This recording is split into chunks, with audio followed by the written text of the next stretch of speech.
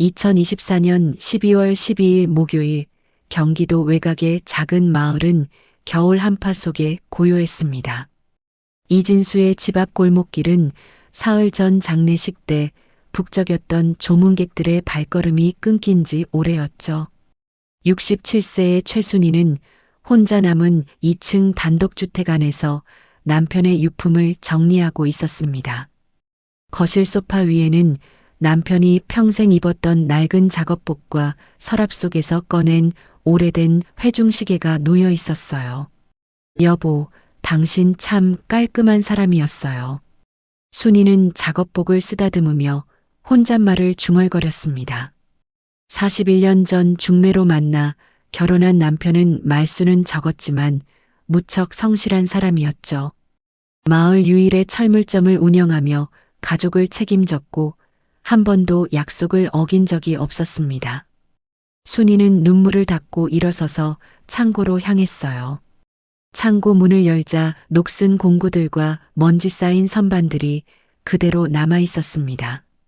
천장 가까이 높은 선반 위 낡은 나무 상자 하나가 눈에 들어왔어요.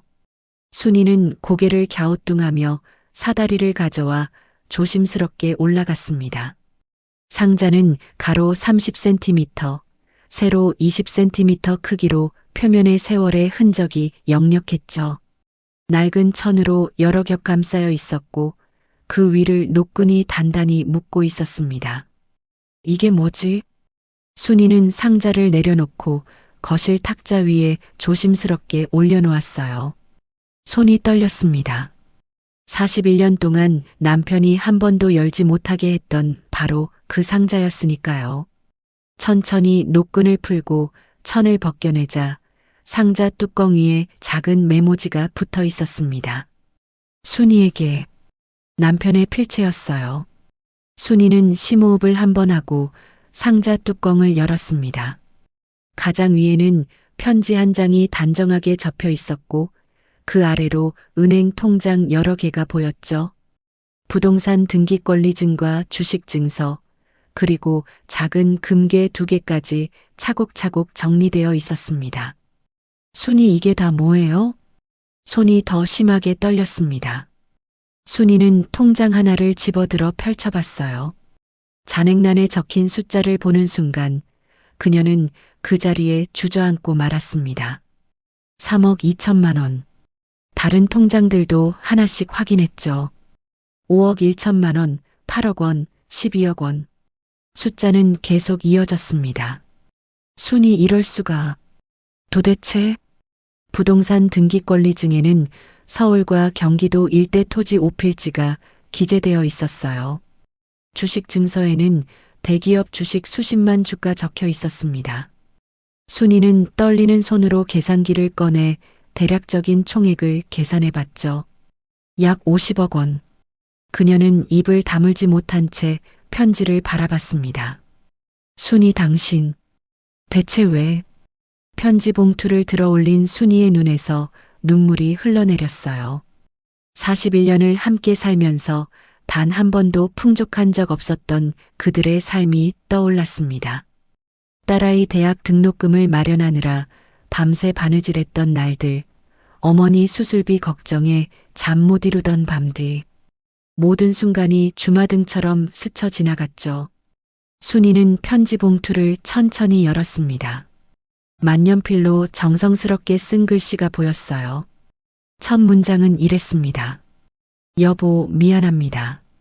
그리고 고맙습니다.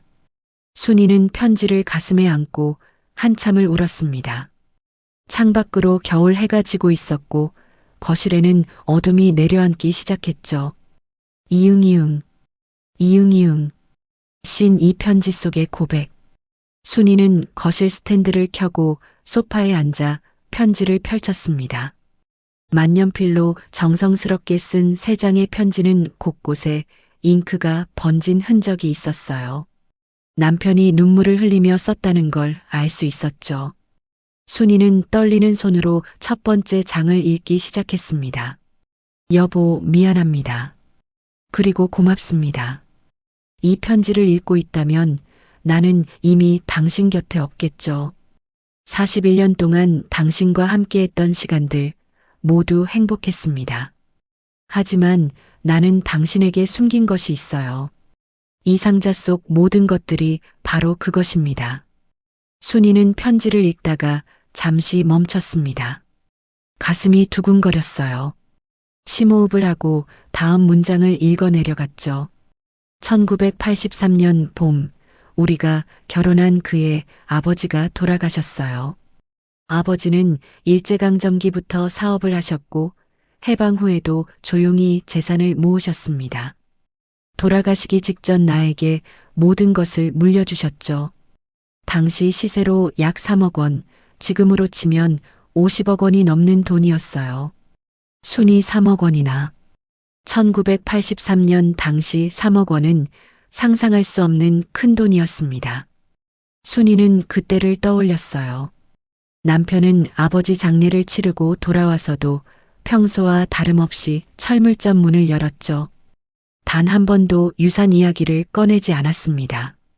나는 그 돈을 당신에게 말하지 않았어요. 왜냐하면 당신이 변할까봐 두려웠기 때문입니다. 순이는 편지를 읽으며 눈살을 찌푸렸어요. 내가 변한다고? 그런 생각을 했다는 게 서운하기도 했죠. 하지만 다음 문장을 읽고 그녀는 남편의 마음을 조금 이해하게 되었습니다. 당신을 믿지 못해서가 아니었어요. 다만 나는 알고 있었습니다. 돈이 사람을 어떻게 바꾸는지를. 아버지의 친구들은 부자가 된 후 모두 변했어요. 가족들은 재산 싸움을 했고 친구들은 돈 때문에 등을 돌렸죠. 순이는 두 번째 장을 넘겼습니다. 나는 우리 부부가 그렇게 되는 것이 싫었어요. 그래서 결정했습니다. 이 돈을 숨기고 우리는 평범하게 살자고. 당신이 바느질로 번 돈으로 아이들 옷을 사고 내가 철물점에서 번 돈으로 저녁 식사를 준비하고 그렇게 검소하지만 행복하게 살자고요. 순이 그래서 그렇게 사셨구나. 눈물이 또다시 흘러내렸어요. 순이는 결혼 생활 내내 때때로 돈이 부족해서 힘들었던 순간들을 떠올렸습니다. 딸 수진이가 아플 때 병원비가 걱정되었던 날들. 큰딸의 대학 등록금을 마련하기 위해 밤낮으로 바느질했던 시간들. 모두 남편이 알면서도 모른 척했던 순간들이었죠. 그리고 당신은 정말 그렇게 살아주었어요. 단 한 번도 불평하지 않았고 늘 웃으며 살아주었습니다. 당신의 밝은 웃음소리, 따뜻한 손길, 검소하지만 행복해하는 모습, 그 모든 것이 좋았어요. 순이는 편지를 읽으며 웃음과 눈물이 동시에 나왔습니다. 남편이 자신을 얼마나 사랑했는지 느껴졌으니까요. 하지만 동시에 배신감도 들었어요. 왜 말하지 않았을까? 함께 의논했으면 안 됐을까? 세 번째 장을 펼쳤습니다. 여보, 이제 당신에게 모든 것을 드립니다. 이 상자 속 돈과 부동산, 주식은 모두 당신 것이에요. 아이들에게 나눠주어도 좋고 당신이 하고 싶었던 일에 쓰셔도 좋습니다. 하지만 한 가지만 기억해 주세요.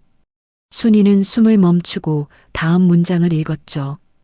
우리가 함께한 41년 그 시간은 돈으로 살 수 없는 가장 소중한 것이었습니다. 당신과 함께 웃고 함께 울고 함께 늙어가는 것. 그것이 내가 원했던 진짜 부자의 삶이었어요. 순이 여보, 이 50억은 내가 당신에게 주는 사랑의 증거입니다. 하지만 진짜 사랑은 이미 우리가 함께 살아온 매일 속에 있었어요. 여보, 사랑합니다. 그리고 고맙습니다.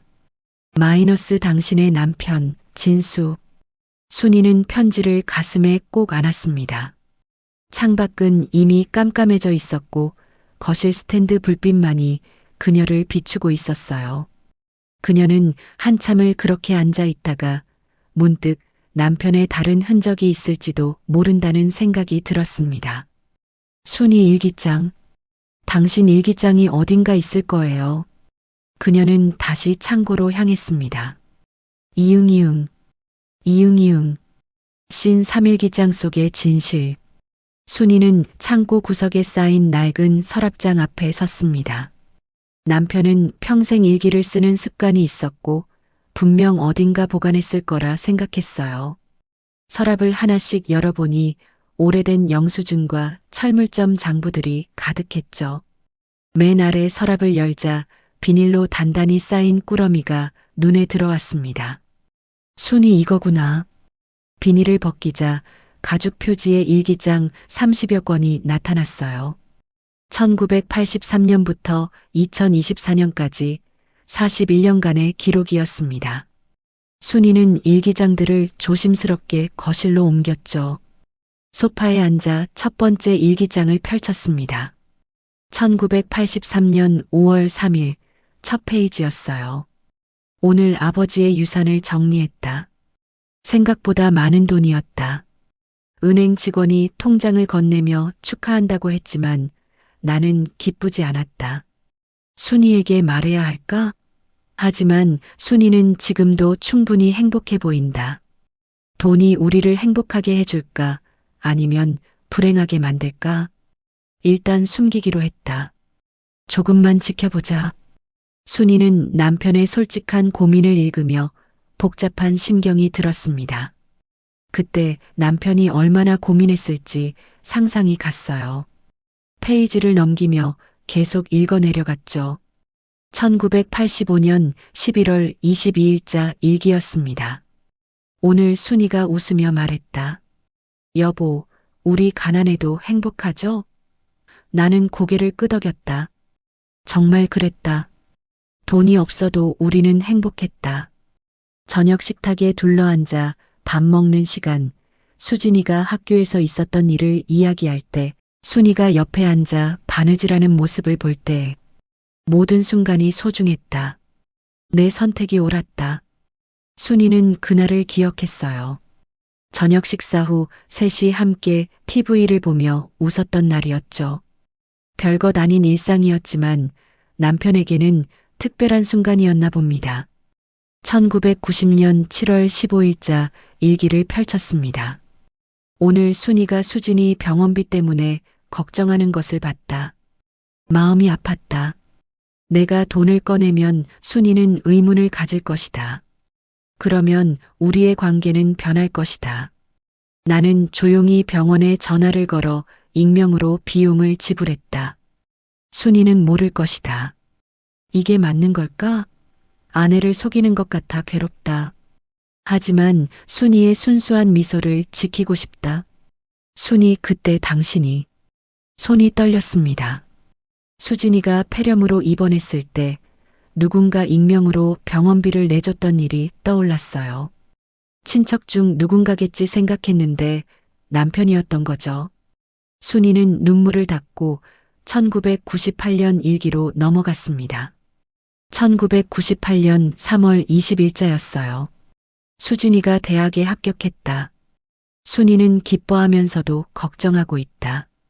등록금을 어떻게 마련할지 고민하는 모습이 안쓰럽다. 하지만 나는 알고 있다. 순이가 이 고민을 함께 해결할 때 우리는 더 가까워진다는 것을, 어려움을 함께 이겨내는 것, 그것이 진짜 부부다. 나는 뒤에서 조용히 도울 것이다. 대학 장학재단에 연락해 익명 후원을 신청했다. 순이는 일기를 덮고 천장을 바라봤습니다. 수진이가 4년 내내 장학금을 받았던 이유를 이제야 알게 됐어요. 운이 좋아서가 아니라 아버지가 뒤에서 도왔던 거였죠. 순이 당신은 정말 말을 잊지 못했습니다. 순이는 2010년 일기를 찾아 펼쳤어요. 2010년 12월 25일 크리스마스 날이었습니다. 오늘 순이가 말했다. 여보, 우리 가난하지만 행복하죠? 나는 대답했다. 그럼요. 우리는 부자예요. 순이가 웃었다. 그 웃음이 내가 가진 가장 큰 재산이다. 50억이 아니라 500억이 있어도 순이의 그 웃음만큼 소중하진 않을 것이다. 나는 옳은 선택을 했다. 순이는 그날을 또렷이 기억했습니다. 눈이 내리던 크리스마스였고 둘이 손을 잡고 산책했었죠. 남편이 우리는 부자예요라고 말했을 때 그냥 위로하는 줄 알았어요. 진심이었다는 걸 이제야 알게 됐습니다. 마지막으로 2024년 9월 1일자 일기를 펼쳤어요. 병원에서 시한부 선고를 받았다. 의사는 길어야 석 달이라고 했다. 이제 순이에게 모든 것을 말해야 할 때가 온 것 같다. 하지만 직접 말할 용기가 없다. 순이가 어떤 표정을 지을지, 나를 원망할지 두렵다. 편지를 쓰기로 했다. 죽은 후에 순이가 찾을 수 있도록 상자에 넣어둘 것이다. 순이 그때부터 당신 알고 있었구나. 2024년 11월 30일 남편이 세상을 떠나기 열흘 전 일기였습니다. 편지를 다 썼다. 상자 안에 모든 것을 넣었다. 순이야, 미안하다.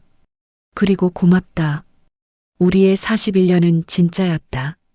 내가 당신에게 줄 수 있는 마지막 선물이다. 부디 행복하게 써주길. 순이는 일기장을 덮고 한참을 울었습니다. 남편이 평생 어떤 마음으로 살았는지 이제야 완전히 이해하게 됐어요. 그는 돈을 숨긴 것이 아니라 사랑을 지키고 있었던 겁니다. 이응이응, 이응이응. 다음 날 아침 순이는 일찍 일어나 단정하게 옷을 차려입었습니다. 남편의 진심을 확인하고 싶었지만 여전히 의문이 남아 있었어요. 정말 남편은 평생 그렇게 살 수 있었을까? 과거를 아는 사람들을 직접 만나보기로 결심했죠. 순이는 먼저 40년 넘게 이웃으로 지낸 박영철의 집을 찾았습니다. 대문을 두드리자 78세의 박영철이 문을 열었어요. 박영철 순이 씨, 어서 오세요. 무슨 일이에요? 순이 영철 씨, 우리 남편 이야기 좀 들려주실 수 있어요? 거실에 마주 앉아 박영철은 차를 따라주며 옛 이야기를 꺼냈습니다. 박영철 진수형은 정말 성실한 사람이었어요. 철물점 문을 한 번도 늦게 연 적이 없었죠. 비가 오나 눈이 오나 아침 7시면 어김없이 문을 열었어요. 순이는 고개를 끄덕이며 들었습니다. 박영철의 이야기는 계속 이어졌어요. 박영철 한 번은 제가 물어본 적이 있어요. 형, 사업 확장 생각 없어? 요즘 철물점들 다 체인점으로 커지던데. 그랬더니 진수 형이 뭐라고 했는지 아세요? 순이 뭐라고 하던가요? 박영철 작은 가게가 좋다고 하더군요. 사람들 얼굴 보면서 장사하는 게 좋다고요. 그때는 그냥 소박한 사람이라고 생각했는데 박영철은 잠시 말을 멈추고 찻잔을 들었습니다.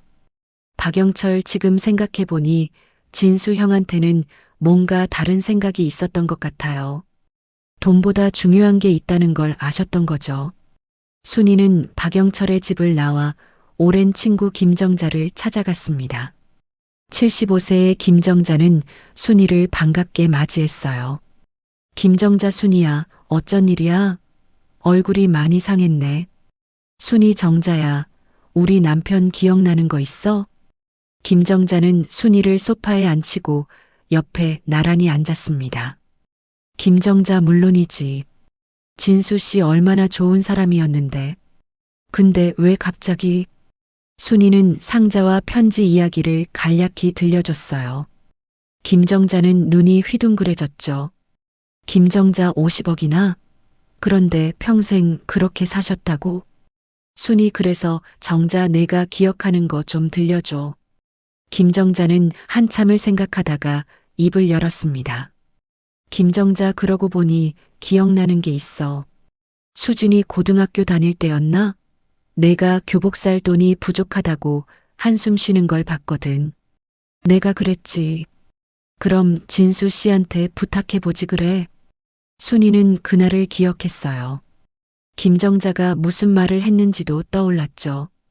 김정자, 그때 내가 뭐라고 했는지 알아? 웃으면서 이렇게 말했어. 괜찮아요. 우리 남편 벌이가 많진 않지만 그래도 우린 행복해요. 그 말 듣고 내가 얼마나 감동받았는지 몰라. 김정자는 잠시 말을 멈추고 순이의 손을 잡았습니다. 김정자, 근데 지금 생각하면 진수 씨가 참 잔인하기도 했던 것 같아.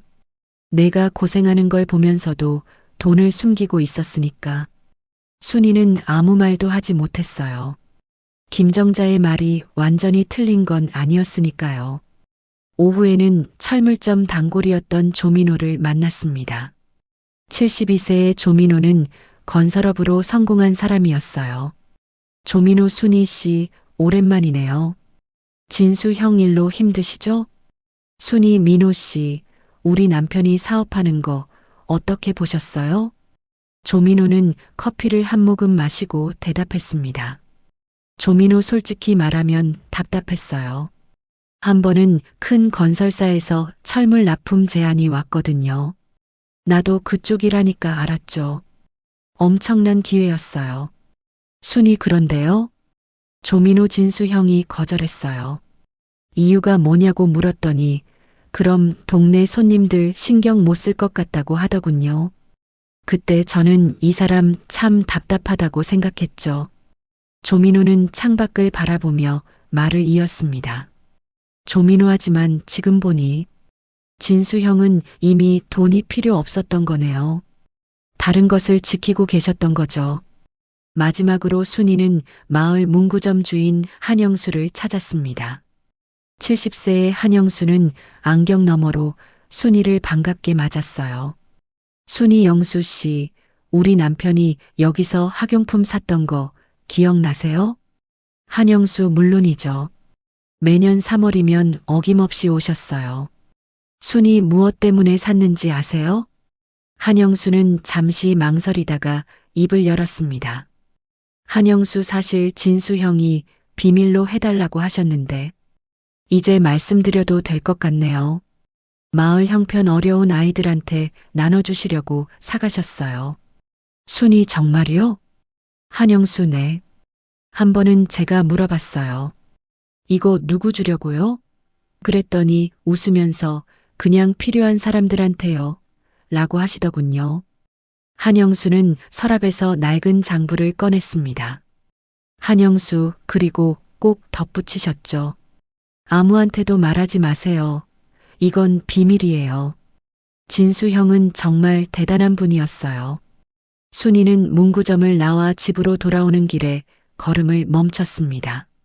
석양이 마을을 붉게 물들이고 있었어요. 남편이 평생 어떻게 살았는지 이제 분명히 알게 됐습니다. 이응이응, 이응이응, 신5 숨겨진 배려들의 발견. 집에 돌아온 순이는 거실 탁자에 앉아 메모지를 꺼냈습니다. 마을 사람들의 증언만으로는 부족했어요. 남편이 정말 어떻게 돈을 사용했는지 구체적으로 확인하고 싶었죠. 순이는 과거 기록들을 체계적으로 조사하기로 결심했습니다. 먼저 딸 수진의 대학 시절 서류 상자를 꺼냈어요. 오래된 서류들 사이에서 장학금 통지서들을 찾아냈습니다. 1998년부터 2002년까지 매 학기마다 받았던 장학금 통지서였죠. 통지서마다 익명의 후원자라는 문구가 선명하게 적혀 있었어요. 순이, 정말 당신이었구나. 순이는 떨리는 손으로 전화기를 들었습니다. 수진이가 다녔던 대학 장학재단 번호를 찾아 전화를 걸었어요. 순이, 여보세요. 장학재단이죠? 98학번 이수진 학생의 장학금 후원자를 확인하고 싶은데요. 전화 너머 젊은 여직원의 목소리가 들렸습니다. 직원, 죄송하지만 개인정보 보호 때문에 알려드릴 수 없습니다. 순이, 제가 학생의 어머니예요. 그리고 후원자였던 남편이 돌아가셨어요. 유가족으로서 확인이 필요합니다. 잠시 침묵이 흘렀습니다. 직원이 상급자와 상의하는 소리가 들렸어요. 직원, 잠시만 기다려주세요. 확인해 드리겠습니다. 5분쯤 지나 직원이 다시 전화를 받았습니다. 직원 확인 결과 이진수님 명의로 1998년부터 2002년까지 매 학기 장학금이 지원된 기록이 있습니다. 순이는 전화를 끊고 한참을 그 자리에 앉아 있었어요. 수진이가 4년 내내 학비 걱정 없이 다닐 수 있었던 이유를 이제야 알게 됐죠. 다음으로 2005년 어머니의 수술 기록을 떠올렸습니다. 그때 누군가 익명으로 3천만 원의 수술비를 지불했었어요. 순이는 당시 수술했던 병원에 전화를 걸었습니다. 순이 2005년 5월에 김순자 환자의 수술비를 익명으로 낸 분이 누군지 확인할 수 있을까요? 병원 행정팀 직원은 오래된 기록이라 시간이 걸린다고 했어요. 순이는 이틀을 기다렸습니다. 사흘째 되는 날 병원에서 팩스가 도착했죠. 2005년 5월 12일자 영수증이었어요. 납부자 이름란에 이진수라고 선명하게 적혀 있었습니다. 순이는 영수증을 들여다보며 눈물을 흘렸어요. 순이 어머니 수술비도 당신이. 순이는 상자 속에 있던 통장들을 하나씩 꺼내 거래 내역을 확인했습니다. 첫 번째 통장을 펼치자 수십 년간의 입출금 기록이 나타났어요. 대부분은 이자 입금이었지만 가끔 현금 인출 기록이 있었죠. 매년 3월과 9월 일정한 금액이 현금으로 빠져나갔습니다. 3월은 신학기, 9월은 2학기 시작 시기였어요. 문구점 주인 한영수의 증언이 떠올랐습니다. 순이 학용품 사는 돈이었구나. 순이는 계산기를 꺼내 금액을 계산해 봤어요. 매년 약 200만 원씩 20년간 계속됐습니다. 총 4천만 원이 마을 아이들을 위해 쓰였던 거죠. 그날 저녁 순이는 남편의 일기장을 다시 펼쳤습니다.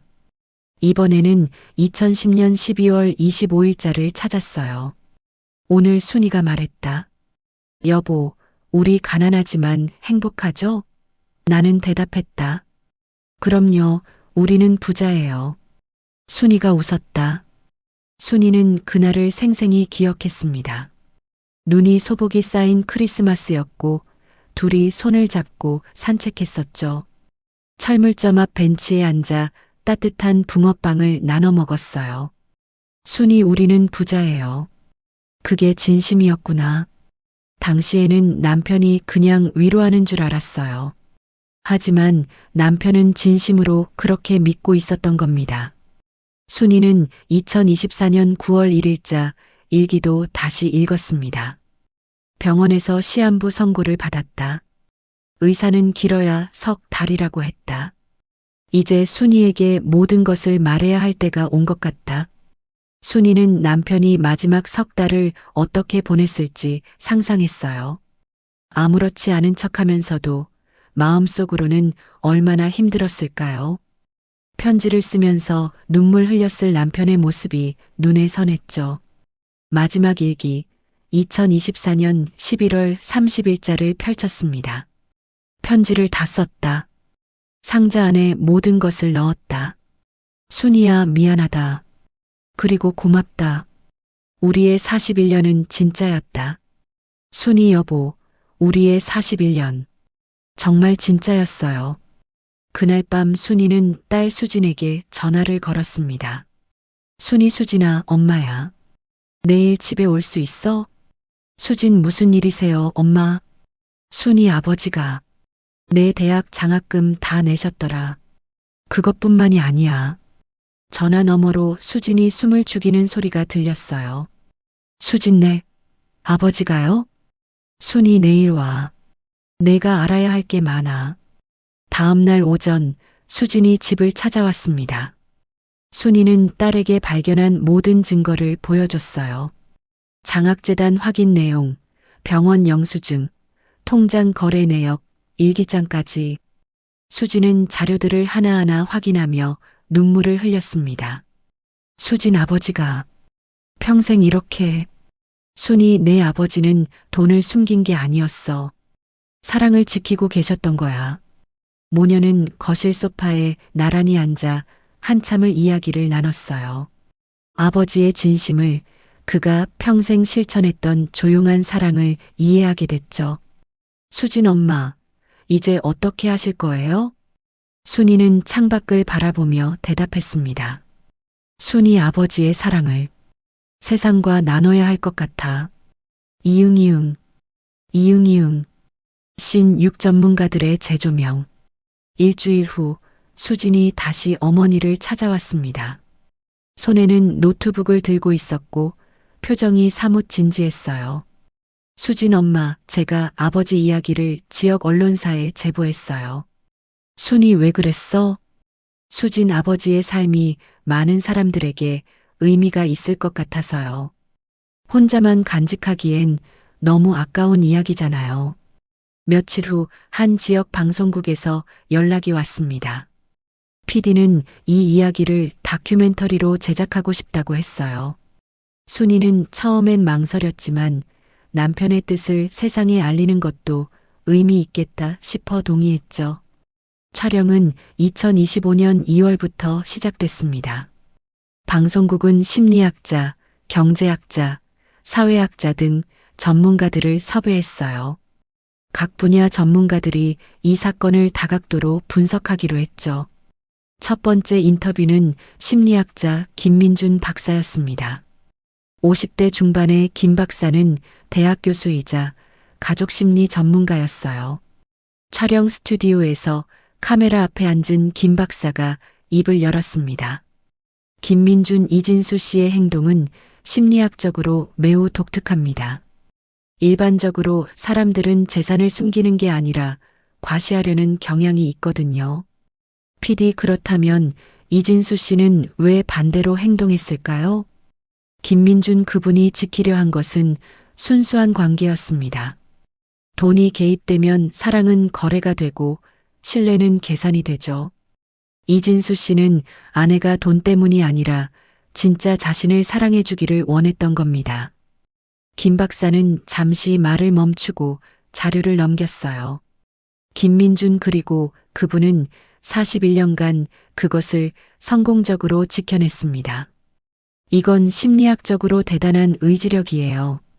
두 번째 인터뷰는 경제학자 이예림 교수였습니다. 40대 후반의 이 교수는 명문대 경제학과 교수였어요. 이예림 경제학적 관점에서 보면 이진수 씨의 선택은 비합리적입니다. 50억 원을 41년간 방치한 건 엄청난 기회비용의 손실이죠. PD, 얼마나 손실이 큰가요? 이예림, 만약 적절히 투자하고 운용했다면 지금쯤 수백억 원의 자산이 됐을 겁니다. 하지만 동시에 이건 비물질적 가치를 우선시한 선택이기도 해요. 이 교수는 안경을 고쳤으며 말을 이었습니다. 이예림, 이진수 씨는 돈보다 더 중요한 게 있다고 믿었고 그것을 지키기 위해 경제적 손실을 감수했어요. 이건 현대사회가 잊어버린 가치관입니다. 세 번째는 사회학자 박정훈 교수의 차례였습니다. 60대 초반의 박 교수는 한국 현대사 전문가였어요. 박정훈, 이진수 씨의 사례는 1980년대 한국 사회를 이해하는 중요한 단서입니다. 당시는 급격한 경제 성장기였고 많은 사람들이 부를 추구했죠. PD, 그 시대가 이진수 씨에게 어떤 영향을 줬나요? 박정훈, 그분은 그 과정에서 가족 간 갈등, 친구 간 배신을 목격했습니다. 그게 두려웠던 거예요. 자신의 가정만은 그런 세속적 욕망으로부터 지키고 싶었던 겁니다. 박 교수는 창밖을 바라보며 말했어요. 박정훈, 어떻게 보면 이진수 씨는 시대의 병폐로부터 가족을 보호한 파수꾼이었습니다. 마지막으로 윤리학자 최서연 박사가 등장했습니다. 50대 초반의 최 박사는 응용윤리학 전문가였어요. 최서연, 이 사건은 윤리적으로 복잡한 문제를 던집니다. 배우자에게 중요한 정보를 숨기는 게 정당한가? 선한 의도라면 기만이 허용되는가? PD 박사님 생각은 어떠신가요? 최서연, 이진수 씨는 분명 선한 의도를 가지고 있었어요. 하지만 동시에 아내의 알 권리를 침해했죠. 순희 씨는 진실을 알았더라면 다른 선택을 했을 수도 있습니다. 최 박사는 잠시 생각에 잠겼다가 말을 이었습니다. 최서연하지만 결과적으로 순희 씨는 행복했어요. 이건 정답이 없는 문제입니다. 다만 이진수 씨의 사랑은 의심할 여지 없이 진짜였습니다. 일주일 후 순희도 인터뷰에 응했습니다. 촬영팀은 순희의 집 거실에서 촬영을 진행했어요. PD 처음 상자를 발견했을 때 어떠셨어요? 순희 화가 났어요. 왜 나를 속였을까? 왜 혼자 결정했을까 싶었죠. PD 지금은 어떠세요? 순희 이제는 남편의 선택을 이해해요. 우리 부부는 정말 행복했거든요. 돈이 있었다면 더 편했겠지만 동시에 저는 남편을 의심했을 거예요. 순희는 잠시 말을 멈추고 남편 사진을 바라봤습니다. 순희 이 사람이 나를 사랑하는 걸까? 아니면 그냥 편하니까 함께 있는 걸까? 그런 의심 없이 41년을 살았어요. 그게 얼마나 큰 선물인지 이제 알아요. 프로그램이 방송되자 큰 반향이 일었습니다. 온라인 커뮤니티와 SNS에서는 뜨거운 논쟁이 벌어졌어요. 어떤 사람은 댓글을 남겼습니다. 아내를 속인 건 잘못이다. 함께 의논했어야 한다. 다른 사람은 반박했어요. 진짜 사랑을 지킨 거다. 돈 때문에 관계가 변하는 걸 막았다. 또 다른 사람은 이렇게 썼죠. 정답은 없다. 하지만 이 부부는 행복했다. 그게 중요하다. 수진은 어머니에게 휴대폰으로 댓글들을 보여줬습니다. 수진 엄마, 사람들이 엄청 관심 갖고 있어요. 순이 그래. 뭐라고 하는데? 수진 의견이 갈려요. 어떤 사람은 아버지를 비판하고 어떤 사람은 옹호해요. 순이는 고개를 끄덕였어요. 순이 그럴 수밖에 없지. 정답이 없는 문제니까. 하지만 우리한테는 이게 최선이었어. 순이는 창밖을 바라보며 조용히 말했습니다. 순이 여보, 사람들이 당신 이야기를 하고 있어요. 당신의 사랑이 많은 사람들에게 전해지고 있어요. 이응이응, 이응이응. 신 칠순이의 결정과 실천. 2025년 1월 어느 주말, 순이는 가족회의를 소집했습니다. 딸 수진과 사위, 그리고 손주 둘까지 모두 모였어요. 거실 탁자에는 상자 속 서류들이 정리되어 놓여 있었죠. 순이는 가족들을 둘러보며 입을 열었습니다. 순이 오늘 다들 모인 이유는 아버지가 남기신 재산을 어떻게 쓸지 의논하려고 해요. 수진 엄마 생각이 중요해요. 아버지가 엄마한테 남긴 거잖아요. 순이는 준비해온 메모지를 펼쳤어요. 순이 나는 이 재산을 세 부분으로 나누려고 해. 첫째, 너희들에게 일부를 나눠줄 거야. 하지만 전부는 아니야. 수진의 남편이 조심스럽게 물었습니다. 사위 어머님, 왜 전부를 주시지 않으려는 건가요? 순이 아버지의 뜻 때문이야. 아버지는 돈은 스스로 벌어야 가치가 있다고 믿으셨어. 너희가 그걸 배워야 해. 순이는 두 번째 손가락을 펼쳤어요. 순이 둘째, 아버지 이름으로 장학재단을 만들 거야. 형편 어려운 학생들을 돕는 재단이지. 수진 좋은 생각이에요, 엄마. 아버지가 평생 해오신 일이잖아요. 순이 셋째, 우리 마을에 도서관을 지을 거야. 이진수 기념 도서관이라는 이름으로. 큰 손자가 눈을 반짝이며 물었습니다. 손자 할머니, 할아버지가 책을 좋아하셨어요? 순이 그럼 아주 좋아하셨지. 마을에 도서관이 없어서 늘 아쉬워하셨어. 가족들은 모두 고개를 끄덕였어요. 순이의 결정에 이의를 제기하는 사람은 없었습니다.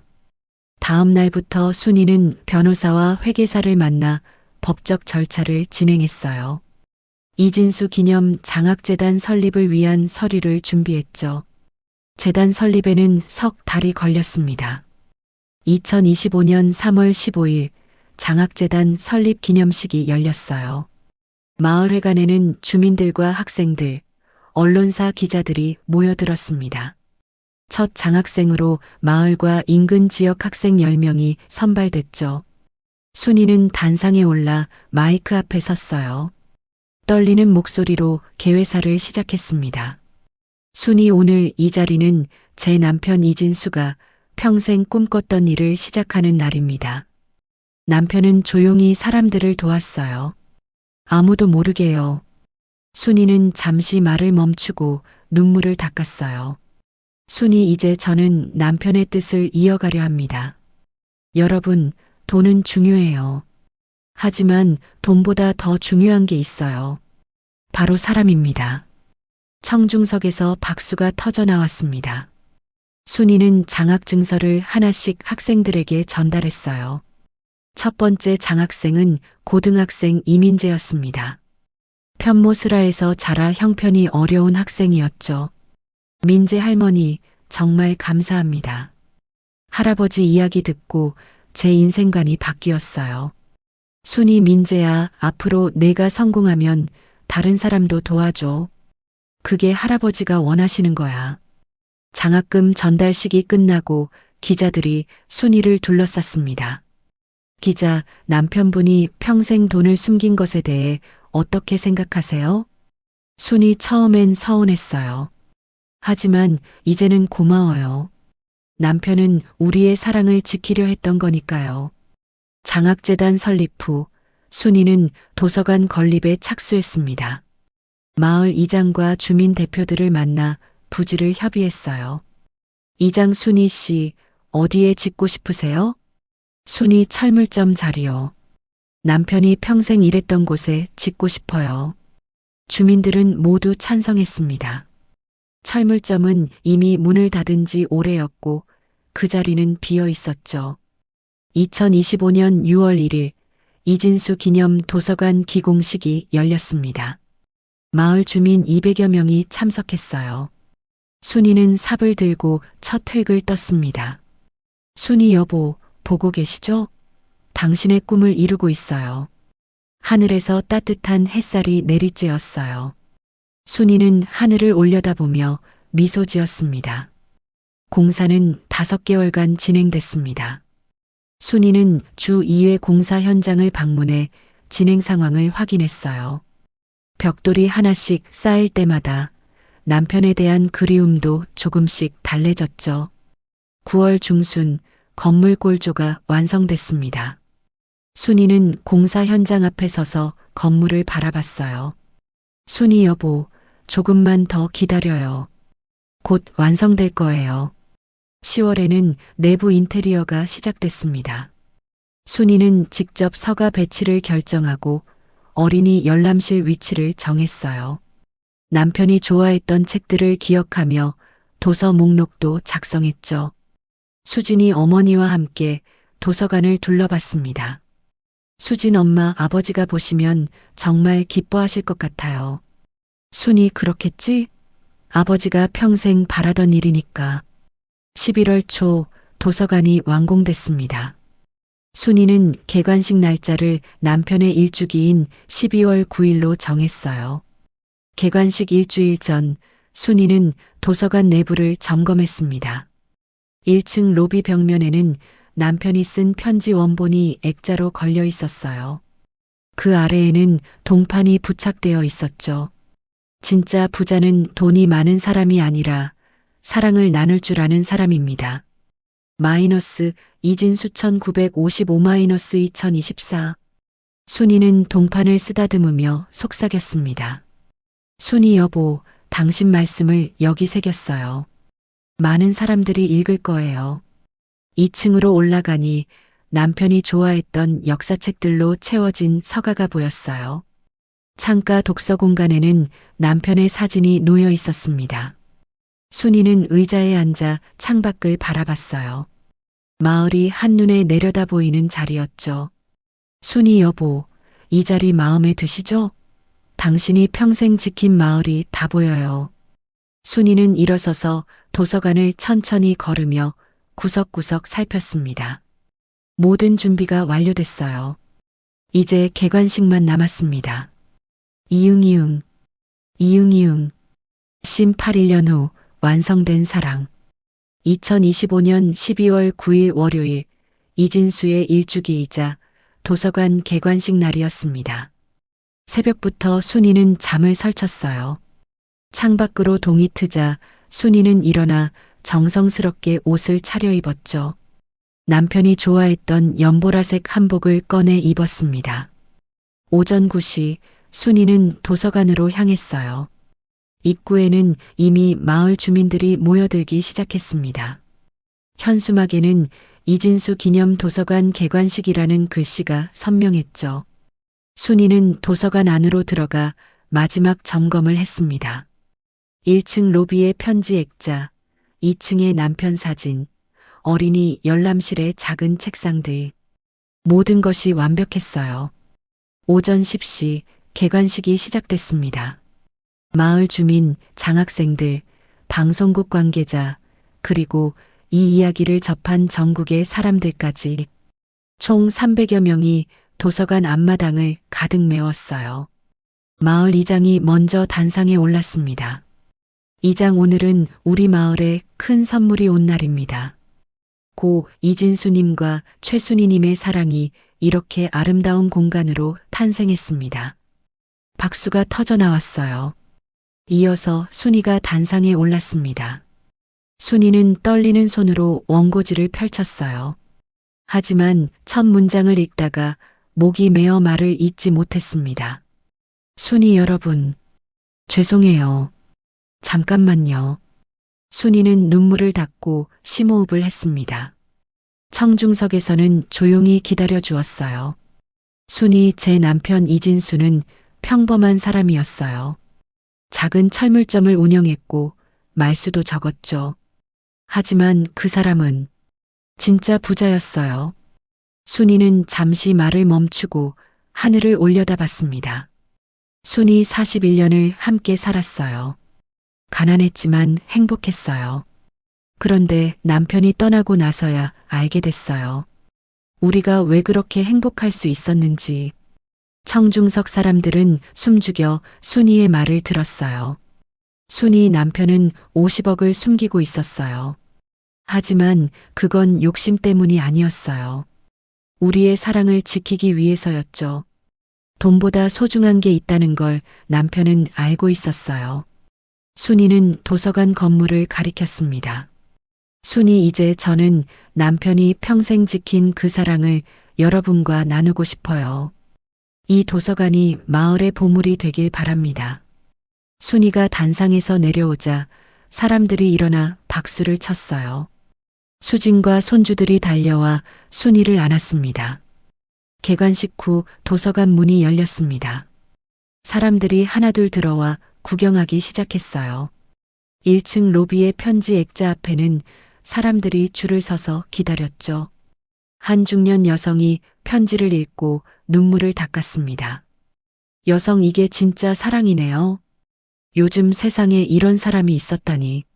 젊은 부부가 함께 편지를 읽으며 손을 꼭 잡았어요. 남편, 여보, 우리도 저렇게 살 수 있을까? 아내, 노력해봐요. 돈보다 중요한 게 있다는 걸 잊지 말자고요. 어린이 열람실에서는 아이들이 책을 고르며 즐거워했습니다. 2층 창가 자리에서는 청소년들이 조용히 공부하고 있었어요. 순이는 도서관을 천천히 걸으며 사람들의 모습을 지켜봤습니다. 남편이 원했던 풍경이었죠. 저녁 6시 사람들이 하나둘 떠나고 도서관이 조용해졌어요. 순이는 홀로 2층 남편 사진 앞에 섰습니다. 순이, 여보, 봤어요? 많은 사람들이 왔어요. 당신 이야기를 듣고 감동했대요. 순이는 의자에 앉아 남편 사진을 바라봤어요. 순이, 우리 약속 지켰어요. 당신이 평생 지킨 사랑, 제가 세상에 잘 나눠주고 있어요. 창밖으로 해가 지고 있었습니다. 순이는 일어서서 도서관 불을 끄고 문을 잠갔어요. 집으로 돌아온 순이는 거실 소파에 앉았습니다. 탁자 위에는 남편의 마지막 일기장이 놓여 있었어요. 순이는 일기장을 펼쳐 2024년 11월 30일자를 다시 읽었습니다. 편지를 다 썼다. 상자 안에 모든 것을 넣었다. 순이야, 미안하다. 그리고 고맙다. 우리의 41년은 진짜였다. 순이 여보, 진짜였어요. 정말 진짜였어요. 순이는 일기장을 덮고 창밖을 바라봤어요. 밤하늘에는 별들이 반짝이고 있었습니다. 순이 50억보다 소중했던 건 함께 살아온 매일이었어요. 그게 진짜 사랑이었죠. 그날 밤 순이는 오랜만에 편안한 마음으로 잠자리에 들었습니다. 꿈속에서 젊은 시절의 남편을 만났어요. 둘은 손을 잡고 철물점 앞을 걸었습니다. 남편 순이야, 행복해? 순이 네, 여보. 정말 행복해요. 남편 그럼 됐어. 그게 내가 원했던 거야. 순이는 꿈속에서 웃으며 남편과 함께 걸었어요. 마을 골목길을 따라 도서관 앞을 지나 집으로 향했습니다. 다음 날 아침 순이는 상쾌하게 일어났어요. 주 3회 도서관 자원봉사를 하기로 약속한 날이었죠. 순이는 준비를 하고 도서관으로 향했습니다. 도서관에는 벌써 아이들이 와 있었어요. 순이는 어린이 열람실로 가서 아이들을 맞이했습니다. 순이 애들아, 오늘은 할머니가 재미있는 이야기 들려줄게.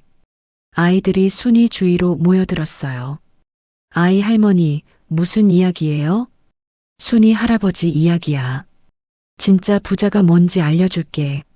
순이는 아이들에게 남편의 이야기를 들려주기 시작했습니다. 41년의 사랑 이야기를, 돈보다 소중한 것에 대한 이야기를, 2025년 12월 31일 저녁 한 해의 마지막 날이었어요. 순이는 도서관 문을 닫고 남편 사진 앞에 섰습니다. 순이 여보, 1년이 지났어요. 당신 없이 보낸 첫 해였죠. 힘들었지만 잘 견뎠어요. 순이는 사진 속 남편을 쓰다듬었어요. 순이 장학재단도 잘 운영되고 있고 도서관도 매일 10명씩 와요. 당신의 사랑이 계속 이어지고 있어요. 밖에서 제아의 종소리가 들려왔습니다. 새해가 시작되는 순간이었죠. 순이 여보, 새해 복 많이 받아요. 그리고 다음 생에 다시 만나요. 그때는 비밀 없이 살아요. 약속해요. 순이는 도서관 불을 끄고 집으로 돌아왔습니다. 집 앞에 서서 하늘을 올려다봤어요. 별 하나가 유독 밝게 빛나고 있었습니다. 순이 여보, 저 별이 당신이죠? 바람이 불어와 순이의 머리카락을 스쳤어요. 마치 남편이 대답하는 것 같았습니다. 순이는 미소 지으며 집 안으로 들어갔습니다. 거실 탁자 위에는 남편의 편지와 일기장이 나란히 놓여 있었어요. 순이는 그 옆에 앉아 자신의 일기장을 펼쳤습니다.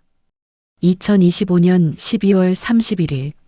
여보, 당신과 함께한 41년은 진짜였어요. 50억보다 소중했던 건 당신의 사랑이었어요. 이제 저는 그 사랑을 세상과 나누고 있어요.